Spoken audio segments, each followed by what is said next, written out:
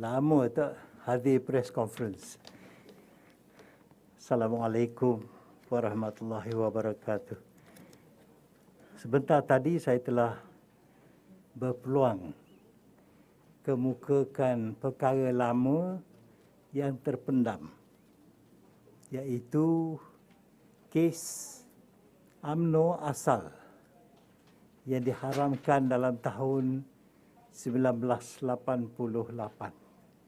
dalam satu perbicaraan di Mahkamah Tinggi di Kuala Lumpur. Dan semenjak ia diharamkan,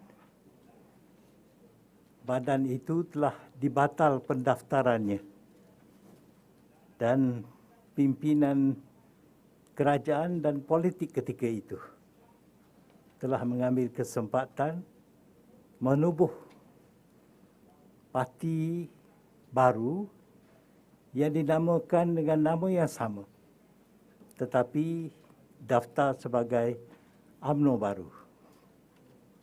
Ini telah menimbulkan banyak masalah, bukan sahaja kepada mereka yang tidak dapat menyertai UMNO baru sesudah UMNO asal diharamkan, oleh kerana kita pada ketika itu adalah ahli-ahli yang aktif, memegang jawatan dan menjadi ahli-ahli parlimen.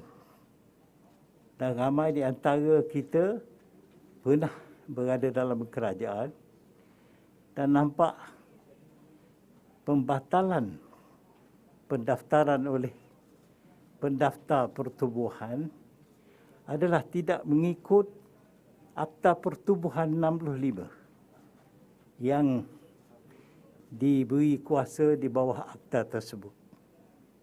Juga kita berfikirkan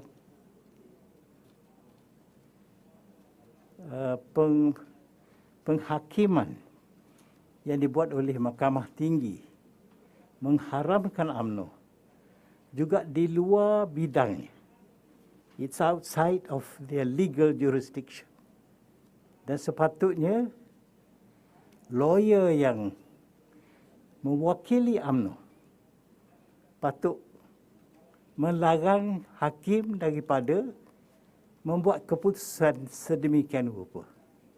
Tetapi di sebaliknya, lawyer itu nampak telah menggalak UMNO diharamkan, walhal dia adalah mewakili UMNO itu sendiri.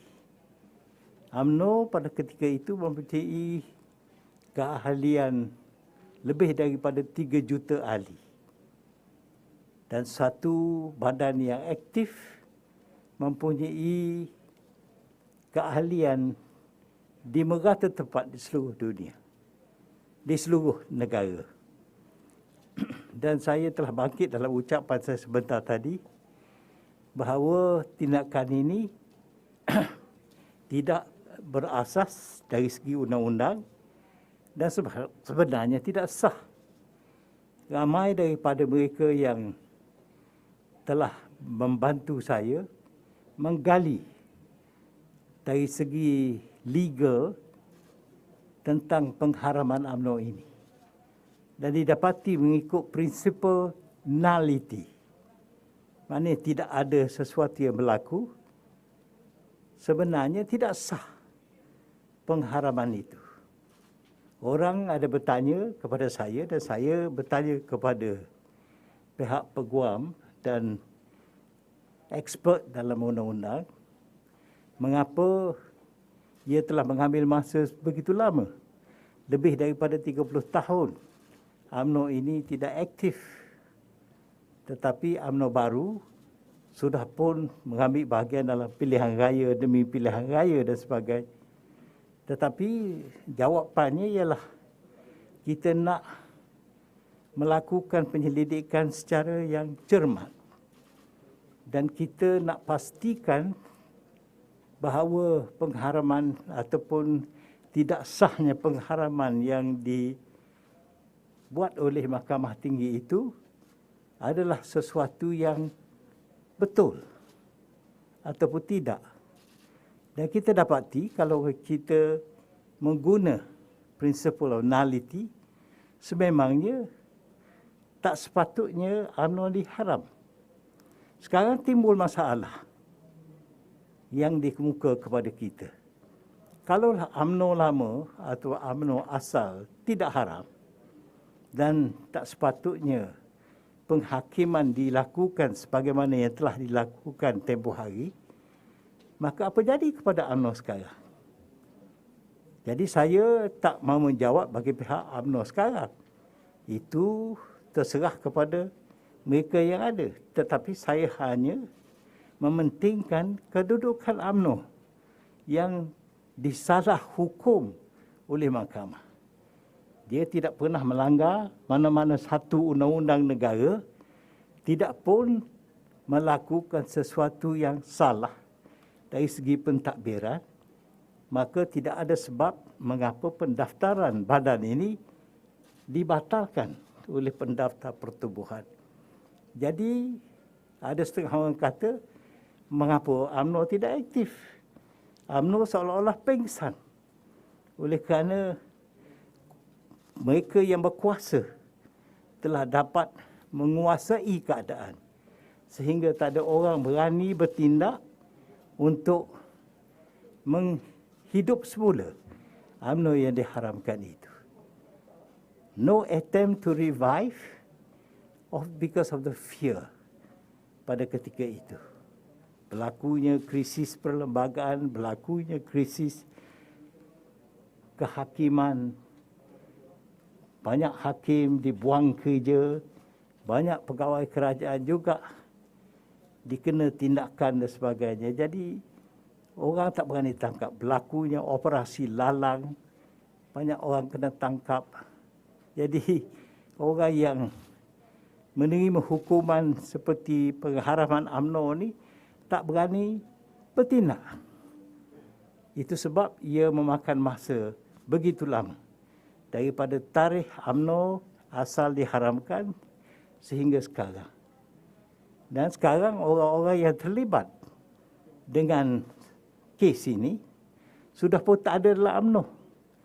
Dan mereka yang terlibat dengan penghakiman kes ini pun sudah tidak ada dalam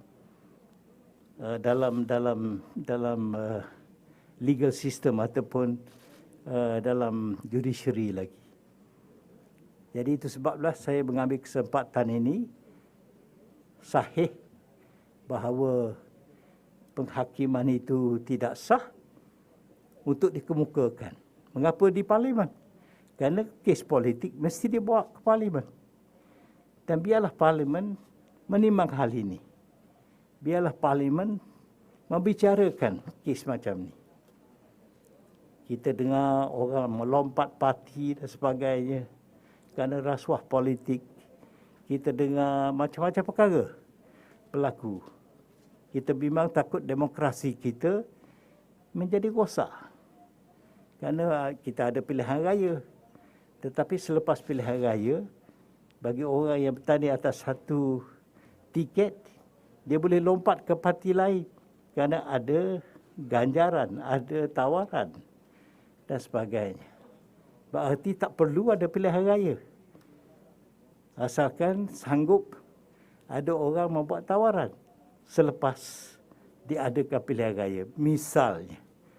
Jadi ini semuanya boleh merosakkan kedudukan demokrasi kita. Lagipun politik wang telah mencederakan demokrasi kita. Kerana orang-orang muda yang terpelajar, yang berpengalaman, yang boleh menawar khidmatnya secara profesional, secara baik, secara bertanggungjawab, tak dapat lakukannya oleh kerana tidak berduit, tidak mampu nak mengatasi mereka yang lebih hebat dengan kedudukan keuangan masing-masing. Jadi ini semuanya adalah perkara-perkara yang perlu dititik berat dan ditimbang oleh kita. Mungkin Akta Pertubuhan mesti dipindah untuk menyekat kemarahan perkara-perkara seperti ini.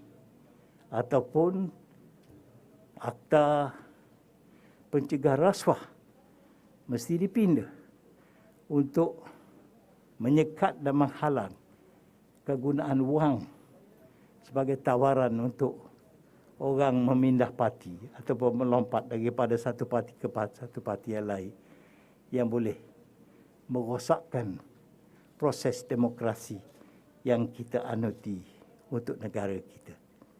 Kalau tidak, orang biasa tak dapat bersuara, tak dapat mendapat jeritannya didengar oleh orang ramai dan pihak yang berkuasa. Itu sajalah yang saya suka nyatakan dalam perjumpaan kita ini.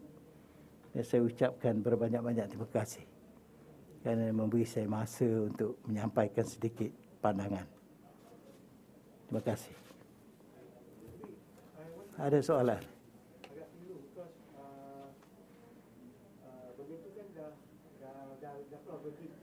So the verdict of UMNO Haram tu dah dikeluarkan, and then are you going to bring this up ataupun buat satu gerak kuasa untuk memperlihatkan kembali pasal the verdict on 1988? Kawan-kawan saya bercadang begitulah.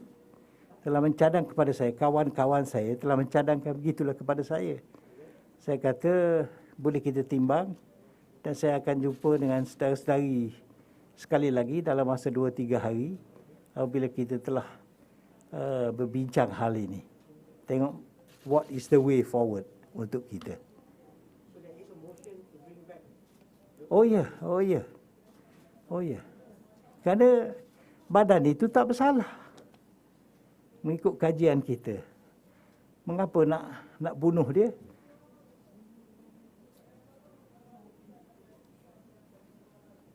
Ada lagi? Masih akan ambil tindakan dia secara peribadi ke atau atas nama UMNO parti ke atau macam mana?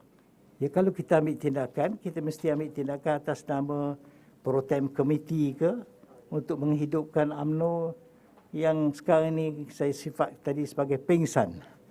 Tidak mati, cuma tak aktif oleh kerana dibatal pendaftarannya katanya. Tetapi pendapat yang saya diberitahu, sebenarnya UMNO yang dikatakan diharam itu sebenarnya tidak haram dan pendaftarannya tidak sah kerana tidak ada di dalam kuasa di bawah Akta Pertubuhan yang memberi hak ataupun kuasa kepada pendaftar membatal pendaftaran kerana dia tak laku apa-apa kesalahan. Who else are on board with you in this motion? Who else? Have you spoken to the president of UMNO? No, I haven't spoken. I haven't spoken. Are there any MKT from UMNO to also be with you? No, So are you alone? I'm alone. I'm always alone. Sebab kalau saya cakap dengan orang lain, mungkin ada halangan. Akan dihalang, akan dinasihat jangan lakukan. Banyak sangat orang mempunyai kepentingan. Jadi saya bergerak semata-mata nak hidupkan apa yang dilaku secara tidak adil. Saya nak hidup balik UMNO. Dan kalaulah ada orang berminat nak bersama, dia welcome. Tetapi kita nak tapislah orang yang nak menyertai kita tu.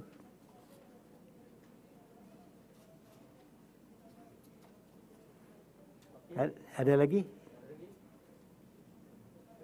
Tak ada. Terima kasih banyak. Terima kasih.